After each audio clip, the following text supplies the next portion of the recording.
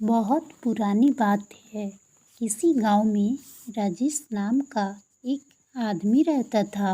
उनके माता पिता की मृत्यु हो गई थी। उनकी लाइफ बहुत गरीब में गुजर रहा था। जैसे तैसे वो काम करके वो अपना गुजारा करता था। उसकी ज़िंदगी बहुत संघर्षों से गुजर रही थी। एक दिन उसने खाने के लिए 4 रोटियां बनाई। हाथ मुंह धोकर वापस आया तो उसने देखा कि सिर्फ 3 ही रोटियां बची है। दूसरे दिन भी वही हुआ और तीसरे दिन भी उसके साथ वही हुआ। पर उसने रोटी पर नज़र रखी और वहाँ पर बहुत मोटा चूहा आता है और रोटी को उठाकर ले कर चला जाता है। तो उसने फिर चूहे को पकड़ ही लेता है और वो चूहा बोला, भैया आप हमारे नसीब का खा रहे हो, मेरे रोटी का हिस्सा मुझे ले जाने दो। तो राजेश ने बोला, अगर मैं तुम्हें ये रोटी दे दूँगा तो मेरा पेट कैसे भरेगा, और मैं पहले से ही हम अपनी जीवन से परेशान हूँ और ऊपर से पेट भर के खाना नहीं मिलेगा तो मैं क्या करूँगा। न जाने हमारी ज़िंदगी में खुशी कब आएगी और कब मेरी ज़िंदगी से दुख और परेशानियाँ ख़त्म होंगे। और चूहा ने बोला, इसका जवाब मतन ऋषि के ही पास मिलेगा। और राजेश ने पूछा, और कौन है वो? वो उत्तर दिया, वो बहुत बड़े ऋषि है। नदियों पार करके, पहाड़ों को पार करके उनके पास जाया जाता है। तुम वहीं जाओ, तुम्हारा वही उद्धार करेंगे। राजेश ने उसका बात मान गया और उनके पास चला गया। काफ़ी दूर चलने के बाद उसे हवेली दिखाई दी और राजेश ने वहाँ रुकने के लिए रात भर का शरण मांगी। मकान का मालकिन ने उससे पूछा, बेटा कहाँ जाना है? तो राजेश ने बोला, मतन ऋषि के पास आश्रम में जा रहा हूँ। वो बोलने लगी, बहुत अच्छी बात है। एक मेरा भी प्रश्न का उत्तर मांग कर लाना। मिकी मेरी बेटी 20 साल की हो गई है। वह दिखने में बहुत सुंदर है। उनके अंदर बहुत सारे गुणात्मक है, लेकिन वह अभी तक एक बार भी नहीं बोल पाई। इसका उत्तर ज़रूर लेकर आऊँगा। राजेश निकल पड़ा और उस रास्ते में बहुत बड़ा बर्फ़ और पहाड़ कैसे पार करूँ, और समय बीतते जा रहा था। तो उसने एक तांत्रिक दिखाई दिया, वहाँ बैठकर तपस्या कर रहा था। और राजेश वहाँ जाकर बोला, हमें रतन ऋषि के पास जाना है और ये रास्ते बहुत परेशानियाँ वाला लग रहा है। मैं आगे कैसे जाऊँगा? मैं तुम्हारा सफ़र आसान बना दूँगा, पर मेरे प्रश्न का एक उत्तर अवश्य लाना होगा। तो राजेश ने बोला, आप पहुँचा सकते हैं तो फिर आप वहाँ क्यों नहीं चले जाते? तो ऋषि ने कहा, अगर मैं इस जगह को छोड़ दूँगा तो मेरा तपस्या भंग हो जाएगी। तो राजेश ने कहा, आप मुझे अपना प्रश्न बताइए, मैं आपका उत्तर अवश्य ले आऊँगा। वो तांत्रिक कहने लगा, उन ऋषि से पूछना कि मेरी तपस्या कब सफल होगी, मुझे आत्मज्ञान कब प्राप्त होगी। इसके बाद तांत्रिक ने अपने तांत्रिक विद्या से उस लड़के को पार करा देता है। अब आश्रम तक पहुंचने के सिर्फ एक ही नदी पार करनी थी और वो लड़का बड़ी नदी देखकर बहुत घबरा गया। तभी उसे एक नदी किनारे उसे एक बहुत सा बड़ा कछुआ दिखाई देता है। उसने लड़के ने कछुआ से मदद मांगने लगी। आप मुझे अपनी पीठ पर बैठाकर नदी पार करा देंगे? कछुआ ने कहा। ठीक है, मैं तुम्हारी मदद ज़रूर करूँगा। जब दोनों ने नदियाँ पार कर रहे थे तो कछुआ ने राजेश से पूछा, तुम कहाँ जा रहे हो? तो उस लड़के ने उत्तर दिया, मैं मंथन ऋषि के पास जा रहा हूँ। तो कछुआ ने कहने लगा, तो ये बहुत अच्छी बात है, तो मेरा एक प्रश्न का उत्तर ज़रूर लाना। राजेश ने बोला, ठीक है, मैं लेकर आऊँगा, आपके प्रश्न के उत्तर ज़रूर लेकर आऊँगा।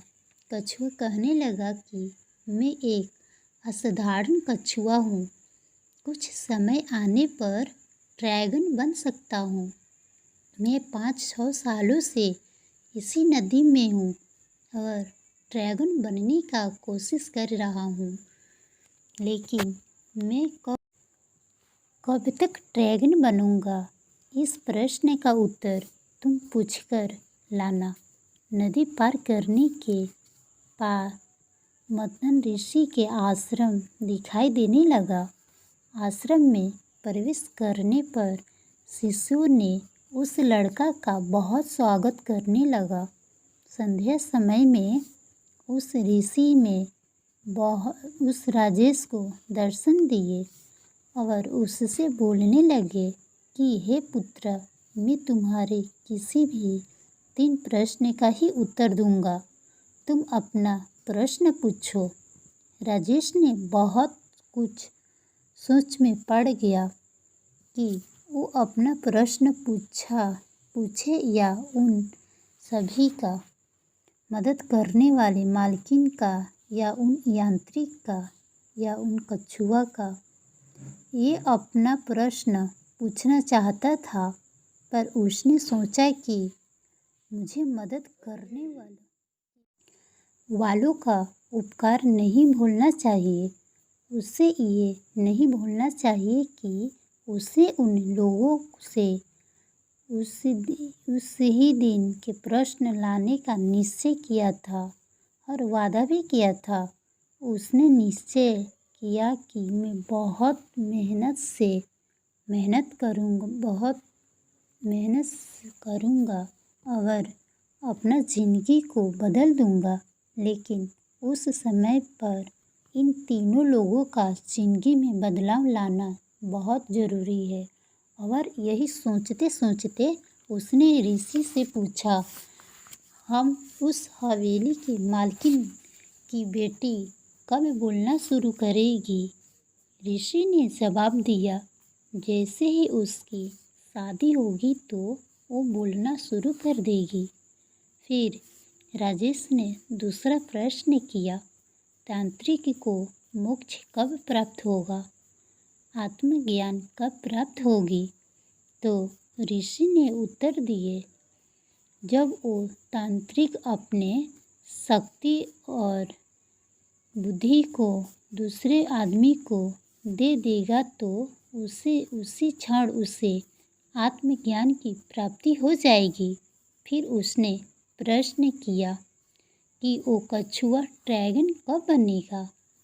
ऋषि ने उत्तर दिया, जिस दिन उसने अपने कवच उतार दिया वो उसी वक्त ड्रैगन में बदल जाएगा।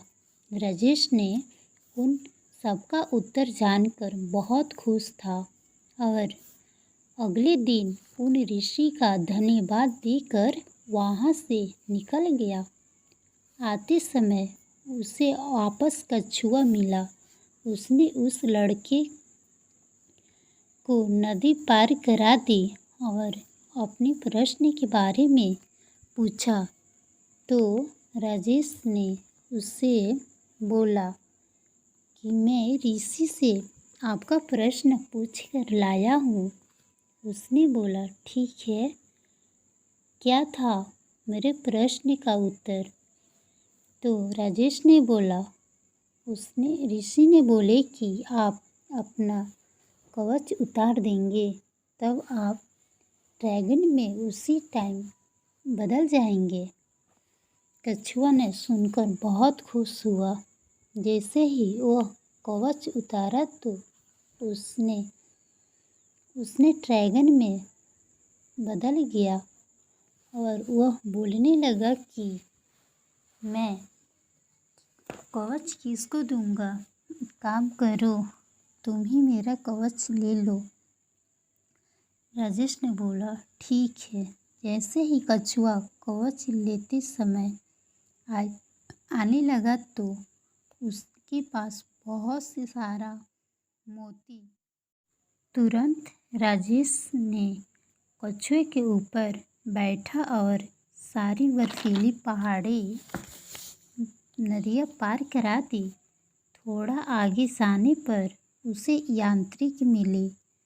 राजेश ने ऋषि को तांत्रिक को सारी बातें बता दी। जब अपनी सारी तांत्रिक विद्या किसी और को दे देंगे तो आपकी उसी समय मोक्ष की प्राप्ति हो जाएगी। अब वो तांत्रिक बोला, अब मैं कहाँ किसे ढूंढने जाऊँगा। ऐसा करो, अब मैं तुम ही मेरा विद्या और शक्ति ले लो। और वैसे कहते ही सारी शक्तियाँ उस लड़के को दे दी और अगले ही क्षण उसे मोक्ष की प्राप्ति हो गई। और राजेश ने वहाँ से आगे बढ़ा और उसने शक्तियाँ के दम पर क्षण भर में उसने उस हवेली को पार कर दी। और उस हवेली की मालकिन ने उसे दिखाई दी तो पूछी, क्या बताया मंथन ऋषि ने मेरे बेटे के बारे में?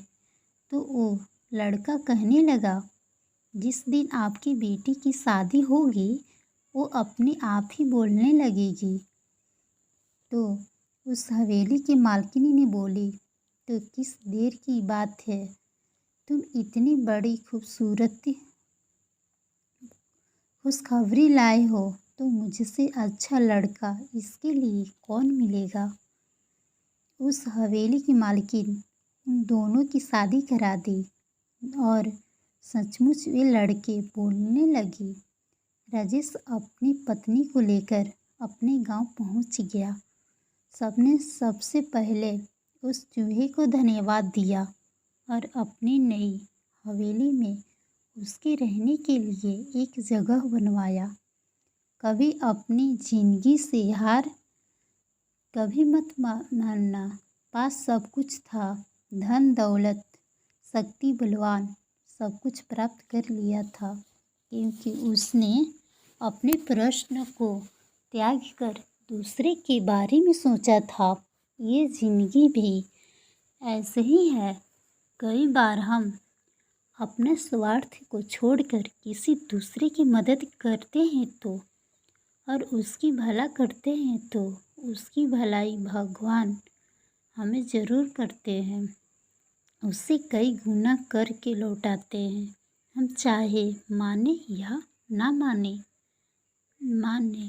इस बात को, लेकिन हम जो भी कर्म करते हैं, अच्छा या बुरा, सही या गलत, उस कर्मों का फल ज़रूर मिलता है। अगर आपने कभी किसी की भलाई या अच्छाई की है तो उसकी फल एक दिन ज़रूर ही